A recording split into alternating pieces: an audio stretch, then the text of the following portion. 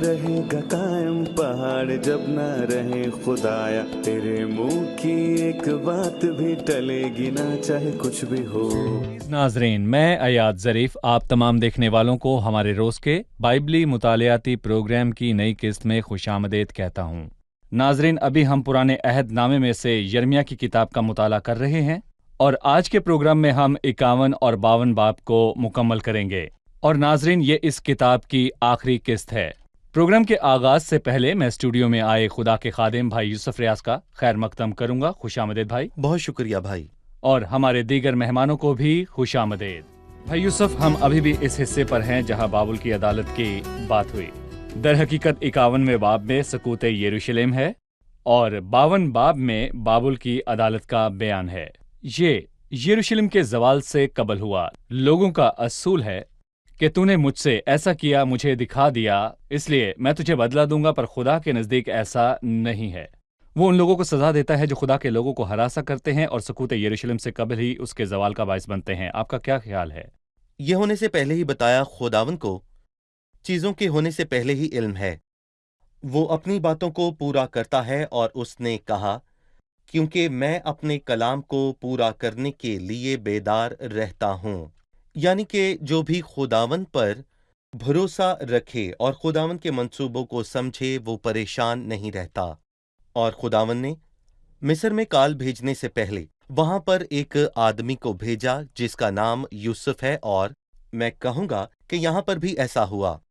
उनकी अदालत हुई थी। खुदाम के लोग बाबल के हाथों रद्द होने को थे और उसने पहले बताया कि ये उनके जुल्म और गरूर के सबब से हुआ। और मैं कहूंगा कि 50वें बाब और 51वें बाब की 11वीं आयत में ये वाज़ेह तौर पर बयान है कि ये दरअसल हैकल का बदला है। और सही भाई यूसुफ, 51वें बाब में लिखा है, खुदावन यूं फरमाता है कि देख, मैं बाबुल पर और उसके मुखालिफ दारुल सल्तनत के रहने वालों पर एक मोहलिक हवा चलाऊंगा और उसमें उसाने वालों को बाबुल में भेजूंगा कि उसे उसाएं और उसकी सरजमीन को खाली करें। यकीनन उसकी मोहब्बत के दिन वो उसके दुश्मन बनकर उसे चारों तरफ से घेर लेंगे। भाई यूसुफ, मैं इन अल्फाज के मुतालिक जानना चाहूंगा। खुदा बाबुल का खात्मा करने वाला था, उस मुखालिफ दारुल सल्तनत के रहने वालों पर एक मोहलिक हवा चलाऊंगा, इससे क्या मुराद है? मोहलक हवा इब्रानी जुबान में रू और हवा एक ही लफ्ज है और हम इसको रू भी कह सकते हैं। और 11वीं आयत को देखें तो लिखा है कि खुदावन ने मादियों के बादशाहों की रूह को उभारा है। और अगर हम दानियल के 10वें बाब पर गौर करें तो ये मजीद वाज़ेह होता है।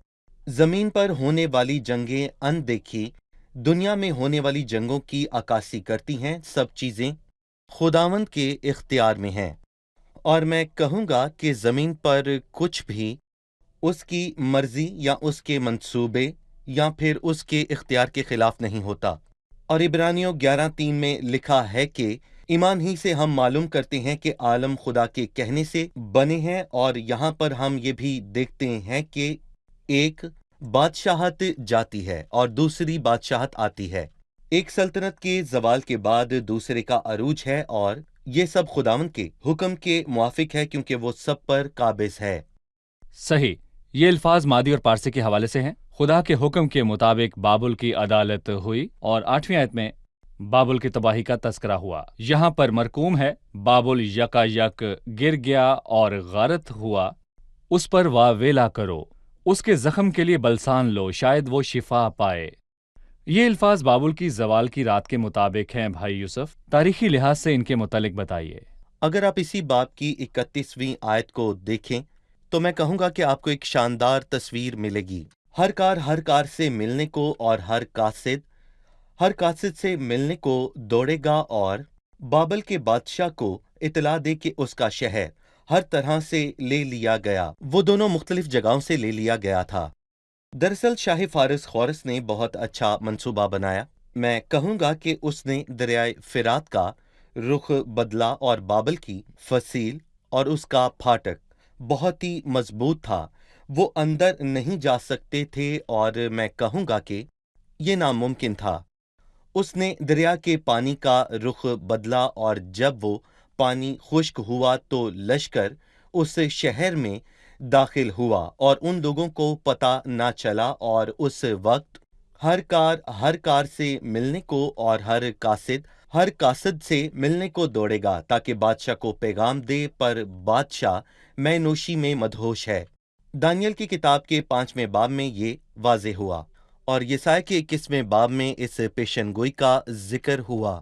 شفیق شام جس کا میں آرزو مند تھا میرے لیے خوفناک ہوگی، یعنی اس بات میں کوئی خطرہ نہ تھا، وہ آرام دہ تھا، اور اس نے ہزاروں خداوند کے لیے ضیافت رکھی، پر یہ دکھاوا ہے اور دنیا کی نظر میں محض تسلی ہے۔ میں یہاں پر کہوں گا، آخر محض تسلی کی کیا ضرورت ہے؟ نئے عہد نامے میں ہم جانتے ہیں کہ مستقبل میں ہونے والے واقعات ماضی میں ہونے والوں سے بدتر ہیں۔ لکھا ہے کہ جس وقت لوگ کہتے ہوں گے کہ سلامتی ہے اور امن ہے، اور اس وقت ان پر ہر طرح ناگہان ہلاکت آئے گی، اور لکھا ہے کہ بابل یکا یک گر گیا۔ صحیح۔ ہم اپنے ناظرین کو بتانا چاہتے ہیں کہ خدا کی کتاب میں قلم بند یہ تاریخ دانوں کے تحریر سے بالکل ملتی ہے۔ یہودی تاریخ دان یوسفس نے سب کے سب واقعات ایسے ہی 539 قبل از مسیح میں قلم بند کیے، جب بابل نے مادیوں اور فارسیوں کے ہاتھ شکست پائی۔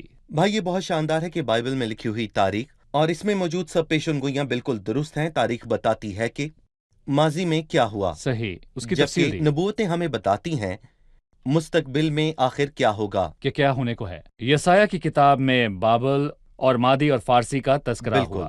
ٹھیک ہے جی ہاں، بھائی یوسف 34 اور 44 آیت میں لکھا ہے، شاہ بابل نبوکت نظر نے مجھے کھا لیا، اس نے مجھے شکست دی ہے، اس نے مجھے خالی برتن کی مانند کر دیا ہے، اژدہا کی مانند وہ مجھے نگل گیا ہے، اس نے اپنے پیٹ کو میری نعمتوں سے بھر لیا ہے، اس نے مجھے نکال دیا۔ 44ویں آیت، کیونکہ میں بابل میں بیل کو سزا دوں گا اور جو کچھ وہ نگل گیا ہے اس کے منہ سے نکالوں گا، اور پھر قومیں اس کی طرف روانہ نہ ہوں گی۔ ان 2 آیات کے متعلق ہمیں بتائیں۔ در حقیقت یہ باتیں بابل میں 70 سال تک اسیر رہنے پر پوری ہوئیں، اور بابل کو زوال ہوا اور خورش آیا۔ خدا نے خورش کی روح کو ابھارا اور اس نے کہا کہ جو جانا چاہتا ہے جا سکتا ہے، اور جو برتن نبوکدنضر خداوند کے گھر سے لایا تھا ان برتنوں کو بھی واپس بھیجیں۔ پر میں کہوں گا کہ وہ اژدہا لوگوں اور ان کے مقدس برتنوں کو نگل چکا تھا۔ اور پھر 44ویں آیت میں لکھا ہے، کیونکہ میں بابل میں بیل کو سزا دوں گا اور جو کچھ وہ نگل گیا ہے اس کے منہ سے نکالوں گا۔ میں اس بات پر رکوں گا۔ اور یاد کریں کہ خداوند نے یونا کے نشان کے لیے کیا کہا، کیونکہ یونا کی کہانی میں کہوں گا بہت عجیب ہے۔ وہ ایک بڑی مچھلی کے پیٹ میں 3 دن تک رہا، اور جب تیسرے دن خداوند نے اس مچھلی کو حکم دیا یونا کو خشکی پر اگل دے۔ یہ بہت ہی عجیب بات ہے، کیونکہ یونا اس مچھلی کے پیٹ میں 3 دن تک زندہ رہا، اور پھر تیسرے دن خداوند نے اس مچھلی کو حکم دیا کہ اسے خشکی پر اگل دے۔ یہ اس قوم اور اس کے لوگوں کا خیال ہوگا کہ یونا کا مچھلی کے پیٹ میں 3 دن تک رہنا مسیح کے کام کو ظاہر کرتا ہے، اور دوسری طرف قوم کی حالت ظاہر ہوتی ہے، اور میں کہوں گا کہ یہ واحد قوم ہے جو 2000 سال تک تتر بتر رہی، لیکن پھر بھی یہ قوم ایسی قوم ہے جس نے اپنی شناخت نہ کھوئی۔ یہ کہاں ہوتا ہے؟ صحیح۔ اور پھر چند مہینوں پہلے اس قوم نے سوچا کہ وہ اپنے باپ دادا کے ملک میں واپس آ جائیں۔ کیا یہ ممکن ہے؟ اور میرا سوال ہے کہ تاریخ میں ایسا کب ہوا؟ بابل کی اسیری محض مستقبل میں ہونے والے واقعات کا اشارہ نہیں ہے، بلکہ رومی تیتس کے 2000 سال تک پراگندہ ہونے کے بعد بھی یہ لوگ واپس آئے، اور جب یروشلم کی ریاست کے ایک پادری کو کہا گیا کہ ایک جملے سے بائبل مقدس کی صداقت کا ثبوت دے، تو اس نے، میں کہوں گا کہ یہاں پر ایک بہت ہی اچھا جملہ کہا، اے یہودی صاحب۔ جی، اس نے اس کو یہودی صاحب کہا۔ بالکل ٹھیک ہے بھائی یوسف، 51ویں باب پر اپنی آخری رائے دیجئے، پھر ہم 52ویں باب پر چلیں گے۔ 50ویں آیت، تم جو تلوار سے بچ گئے ہو کھڑے نہ ہو، چلے جاؤ، دور ہی سے خداوند کو یاد کرو اور یروشلم کا خیال تمہارے دل میں نہ آئے۔ بھائی یوسف، اس نے کس سے بات کہی؟ اور آپ ہمیں یہ بتائیے کہ دور ہی سے خداوند کو یاد کرنے سے کیا مراد ہے؟ اس نے بابل کے گرنے کے بعد زربابل میں بچے جانے والے لوگوں کے لیے ایسا کہا، اور پچھلی آیت یعنی 49ویں آیت میں واضح لکھا ہے، جس طرح بابل میں بنی اسرائیل قتل ہوئے اسی طرح بابل میں تمام ملک کے لوگ قتل ہوں گے۔ بابل گر گیا، اور جب ایماندار بکیا نے شاہ فارس خورس کی بات سنی تو وہ واپس گئے۔ اس نے کہا، تم جو تلوار سے بچ گئے ہو کھڑے نہ رہو، چلے جاؤ، دور ہی سے خداوند کو یاد کرو، تم دور سے خداوند کو یاد کرو اور یروشلم کا خیال دل میں آئے۔ اور پھر زبور 137 میں لکھا ہے، اے یروشلم، اگر میں تجھے بھولوں تو میرا داہنا ہاتھ اپنا ہنر بھول جائے، اور اسی بھول لیے جائے۔ انہوں نے اسیری میں یروشلم کو یاد کیا اور ان کے دل میں یروشلم، اور میں کہوں گا کہ اس میں موجود ہیکل اور خداوند کی پرستش کی خواہش ہوئی۔ میرا سوال 56ویں آیت سے ہے، اس لیے غارت گر اس پر بابل پر چڑھ آیا اور اس کے زور آور لوگ پکڑے جائیں گے، ان کی کمانیں توڑی جائیں گی۔ اس آیت سے کیا مراد ہے؟ اس پیش گوئی میں خداوند کو انتقام لینے والے خدا کی طرح کیوں ظاہر کیا گیا؟ در حقیقت 56ویں آیت سے مجھے ذاتی طور پر تسلی ہوتی ہے، کیونکہ اس میں خدا کی وہ صفت بیان ہے جو نظر انداز نہیں کی جا سکتی۔ خدا انتقام لینے والا خدا ہے، اور وہ ضرور بدلہ لے گا، یعنی وہ سب کچھ دیکھتا ہے۔ اگر آپ بھلائی کرتے ہیں تو خداوند کی نگاہ ہر اس چیز پر ہے اور وہ آپ کو اس کا اجر بخشتا ہے، اور اس کے برعکس اگر آپ برائی کریں تو اس کا بھی بدلہ ملتا ہے۔ مجھے دوسرے تھسلنیکیوں کے پہلے باب کی آیت یاد آ گئی، کیونکہ خداوند کے نزدیک یہ انصاف ہے کہ بدلے میں تم پر مصیبت لانے والوں کو مصیبت اور تم مصیبت اٹھانے والوں کو ہمارے ساتھ آرام دے۔ جب خداوند یسوع اپنے کبھی فرشتوں کے ساتھ بھڑکتی ہوئی آگ میں ظاہر ہوگا، یقیناً وہ انتقام کا خدا ہے۔ یہ ہمارے لیے حوصلہ بخش بات ہے کہ خدا سب کچھ دیکھتا اور اس کا بدلہ دیتا ہے۔ بالکل۔ بھائی یوسف، اب میں 52 باب کی طرف بڑھوں گا۔ جی یہ ہاں۔ یرمیہ کی کتاب میں اس کی نبوت کا آخری باب ہے، اور میں بتانا چاہوں گا کہ اس کا آغاز سقوط یروشلم سے ہوتا ہے۔ جی، یروشلم بری طرح گر گیا۔ ہمیں بتائیں خداوند کے دل کے نزدیک اس خوبصورت شہر پر کس طرح عدالت آئی؟ ہمارے لیے یہ بہت اہم ہے، اور یرمیہ کے لیے بھی یہ بہت اہم تھا۔ یرمیہ کو اس شہر سے محبت تھی، اور اس سب سے زیادہ خداوند کو اس سے محبت تھی، اور لوکا کے 19ویں باب میں وہ یروشلم کی حالت کو دیکھ کر رویا۔ بائبل مقدس میں اس واقعے کا ذکر 4 مرتبہ ہوا۔ دوسرا سلاطین 25واں باب، دوسرا تواریخ اس کا 36واں باب، یرمیہ 39واں باب، اور یرمیہ 52واں باب۔ اچھی بات یہ ہے کہ ہر جگہ اس واقعے کے آخر میں فضل کی جھلک نظر آتی ہے۔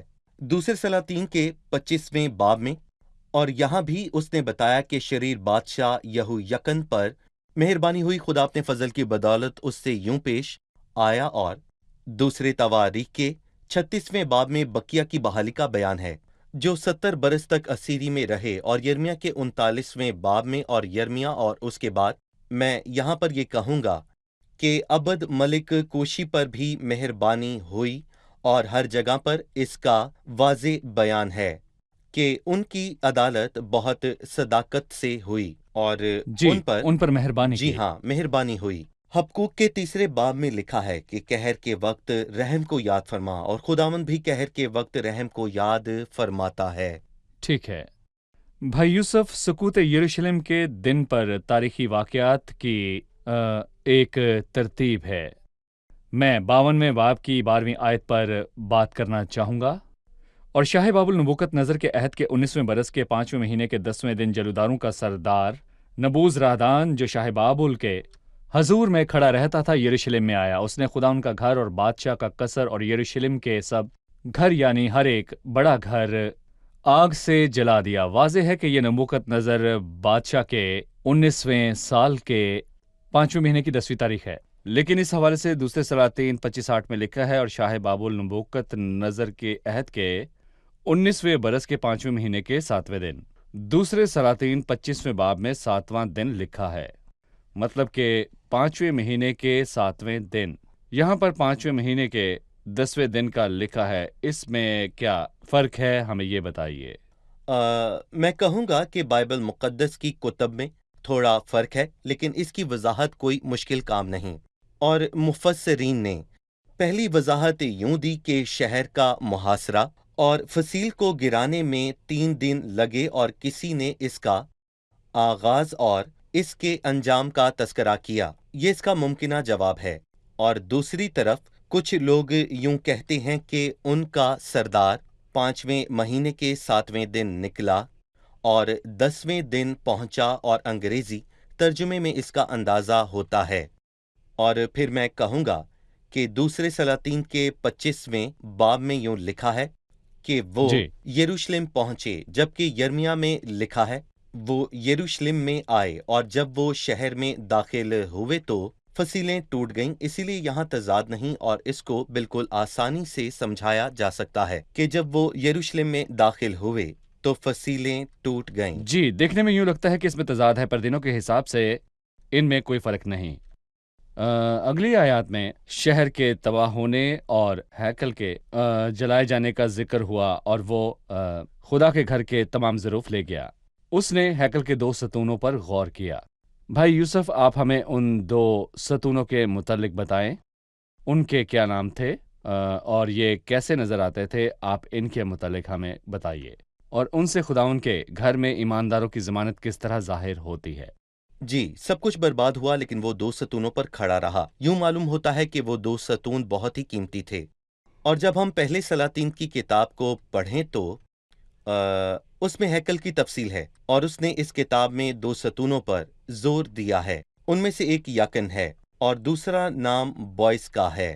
یکن کے معنی ہے کہ خدا ابھارتا ہے، اور بوئس کے معنی ہے کہ خداوند قادر ہے، یعنی کہ جو بھی خداوند کی ہیکل میں کام کرے، خداوند اسے ابھارتا ہے اور اسے قوت دیتا ہے، اور خدا کی قوت کے بغیر ہم اس کی خدمت نہیں کر سکتے۔ اور لکھا ہے کہ اگر کوئی خدمت کرے تو اس کی طاقت کے مطابق کرے جو خدا اسے دے۔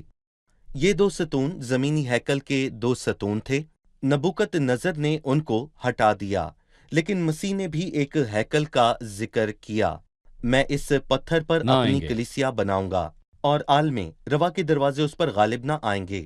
اور مکاشفہ 3 میں فلدلفیا کی کلیسیا کے لیے یہ وعدہ ہے کہ جو غالب آئے اسے میں اپنے خداوند کے مقدس میں ایک ستون بناؤں گا، اور میں اپنے خداوند کا نام اور اپنے خداوند کے شہر یعنی اس نئے یروشلم کا نام اور اپنا نیا نام اس پر لکھوں گا۔ خداوند نے وعدہ کیا، جو غالب آئے اور جنہوں نے خدا کے کلام کو تھاما رکھا، خداوند کے نام کا انکار نہیں کیا، وہ فتح یاب ہوں گے۔ وہ خداوند کے مقدس میں ستون بنیں گے، وہ پھر کبھی باہر نہ نکلیں گے۔ غارت گر کے ہاتھ زمین کے مقدس کے ستونوں تک پہنچے، پر دشمن کے ہاتھ اس کے ستونوں تک کبھی نہ پہنچ سکیں گے جسے مسیح نے بنایا۔ ٹھیک ہے صحیح۔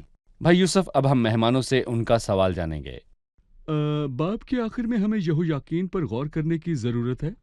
اس باب میں عدالت کا منظر تھا، پر آخر میں یہویاکین کا رہا ہونا اور اس کا سرفراز کیا جانا کس بات کو ظاہر کرتا ہے؟ جی بھائی یوسف۔ یرمیا 22ویں باب میں یہویکن کو کنیا کہا گیا، اور پھر اس کے لیے لکھا ہے کہ کیا یہ شخص کنیا ناچیز ٹوٹا ہوا برتن ہے، یا ایسا برتن ہے جسے کوئی نہیں پوچھتا؟ یعنی کہ اس شخص کی کوئی اہمیت نہ تھی، لیکن میں کہوں گا کہ یہاں پر اس پر فضل ہوا۔ خدا نے اپنے قہر میں رحم کو یاد کیا اور شریر مردوک کے ساتھ چیزیں شاندار کیں، اور جس سے ہم یہ جان پاتے ہیں کہ خدا نے ہمارے ساتھ کیا کیا۔ جی یہ صرف اور صرف اس کا فضل ہے۔ پہلے مردوک نے اس کو قید خانہ صحیح۔ سے نکالا، دوسرا اس کو سرفراز کیا۔ ہم کہہ سکتے ہیں کہ میں گناہ کی قید میں تھا، ابلیس شریر کا غلام تھا، جی اور میری نجات کی امید نہ تھی، پر اس مہربان نے مجھے آ کر بچا لیا۔ تیسرا، اس کے ساتھ مہر سے باتیں کیں، اور چوتھا، اس کی کرسی ان سب بادشاہوں کی کرسیوں سے جو اس کے ساتھ بابل میں تھے بلند کی۔ ہمارے لیے خدا نے ہمیں مسیح کے ساتھ آسمانی مقاموں میں بٹھایا۔ پانچواں، سو وہ اپنے قید خانے کے کپڑے بدل کر، یعنی اس کا برتاؤ بالکل بدل گیا۔ اور چھٹا، عمر بھر برابر اس کے حضور کھانا کھاتا رہا، اور وہ ہمارے دشمنوں کے روبرو ہمارے آگے دسترخوان بچھاتا ہے۔ اس کو ہر روز رسید ملتی تھی، اور اس کو عمر بھر بادشاہ کی طرف سے وظیفے کے طور پر ہر روز رسید ملتی رہی۔ وہ اسے ہر روز کھانا بھیجتا تھا، اور یہ اس کی عکاسی کرتا ہے کہ روز خداوند ہماری زندگی میں ایسا کرتا ہے۔ وہ ایک لمحہ بھی ہمیں اکیلا نہیں چھوڑتا۔ بھائی یوسف خداوند آپ کو برکت دے. ہم اس کتاب کے اختتام پر پہنچ چکے ہیں. آپ یرمیہ کی کتاب کا مطالعہ مکمل ہونے پر ہمارے ناظرین کو کیا کہیں گے؟ دیکھیں، صداقت قوم کو سرفرازی بخشتی ہے پر گناہ سے امتوں کی رسوائی ہے۔ کاش کہ تو میرے کلام کا شنوا ہوتا اور میں تیری سلامتی نہر کی مانند اور تیری صداقت سمندر کی موجوں کی مانند ہوتی۔ یہ خدا کے الفاظ ہیں۔ شکریہ بھائی یوسف. اب ہم مہمانوں سے ان کی رائے جانیں گے. آپ تیار ہیں؟ 51ویں باب میں بابل کے خاتمے کا ذکر ہے. بائبل مقدس فرماتی ہے، خداوند یوں فرماتا ہے کہ دیکھ میں بابل پر اور اس مخالف دارالسلطنت کے رہنے والوں پر ایک مہلک ہوا چلاؤں گا۔ میں جاننا چاہوں گا کہ بابل پر چلنے والی یہ مہلک ہوا کون سی ہے، یہ بتائیے۔ ہم نے بھائی یوسف سے سیکھا کہ عبرانی زبان میں لفظ ہوا اور روح ایک سے ہیں۔ اس سے ظاہر ہوتا ہے زمین پر جو بھی ہوتا ہے وہ اندیکھی دنیا میں ہونے والے کاموں کی عکاسی کرتا ہے۔ یہ مادیوں اور فارسیوں کی بات ہے۔ صحیح، مادی اور فارس کے بادشاہ، جی، انہوں نے بابل کی سلطنت کے خلاف چڑھائی کی۔ 8ویں آیت، بابل یکایک گر گیا اور غارت ہوا۔ آپ میں سے یہ کوئی بتا سکتا ہے کہ تاریخی لحاظ سے یہ کب ہوا؟ تاریخی طور پر بابل اس وقت گرا جب شاہ فارس خورس نے دریائے فرات کا رخ بدلا، جب وہ سوکھ گیا، جب فارس اور مادی کے لشکر بابل میں داخل ہوئے اور اس کو تباہ کیا ایک رات میں۔ جی بالکل، شکریہ جی بھائی یوسف، صحیح۔ ٹھیک ہے۔ میرا سوال آخری باب 52ویں باب سے ہے، یہو یاکین کی رہائی اور شاہ بابل کا اس کے ساتھ رویہ۔ ہمیں اس کے آخر میں فضل کی جھلک کیوں دکھائی دیتی ہے؟ اس نے 7 چیزیں کی، اس کو سرفراز کیا، قید سے رہا کیا، اس پر مہر کی، اور باقی بادشاہوں سے اس کو بلند کیا، قید کے کپڑے بدلے، ساری زندگی بادشاہ کے حضور کھانا کھایا، اور اس کو عمر بھر وظیفہ ملا۔ قہر میں بھی اس پر رحم ہوا۔ خداوند رحم کرنا یاد رکھتا ہے۔ جی بھائی یوسف، صحیح، خدا کا شکر ہو۔ شکریہ خدا بھائی آپ کو یوسف، برکت دے۔ خداوند آپ کو برکت دے۔ آپ کا بھی شکریہ، خداوند آپ کو برکت دے۔ عزیز ناظرین، ہم یرمیہ کی کتاب کی تمام تر تفصیلات کا مطالعہ کر چکے ہیں۔ میں ایک ادنا سا خادم ہوتے ہوئے آپ کو بتانا چاہتا ہوں، جیسے بھائی یوسف نے کہا، صداقت قوم کو سرفرازی بخشتی ہے، پر گناہ سے امتوں کی رسوائی ہے۔ خداوند قدوس خدا ہے، اس کو اپنی قوم کے گرد اور قوموں کے درمیان بدی سے نفرت ہے، اور اس سے بھی کہ وہی برائیاں اس کی قوم میں شامل ہوئی۔ لوگوں کی برائی کی طرف مائل ہونے کے سبب سے اس نے انہیں اسیری میں بھیجا۔ خداوند کو یہ شہر بہت عزیز تھا، لیکن وہ لوگوں کی شرارت اور بدی کے سبب سے گر پڑا۔ ہر دور میں یہی اصول ہے۔ خداوند پاک ہے، جو بھی اس کے نزدیک جائے ضرور ہے کہ وہ اسے مقدس جانے۔ اگر خدا کے ساتھ آپ کا تعلق ہے تو اس کی پاکیزگی کو مد نظر رکھیے۔ اس کے بغیر کوئی بھی خداوند کا دیدار حاصل نہیں کر سکتا۔ خداوند ہمیں اس پاکیزگی میں عملی طور پر شامل ہونے کی توفیق بخشے۔ آمین۔ اگلی قسط میں پھر ملیں گے ایک نئی کتاب کے ساتھ۔ خداوند آپ کے ساتھ ہو۔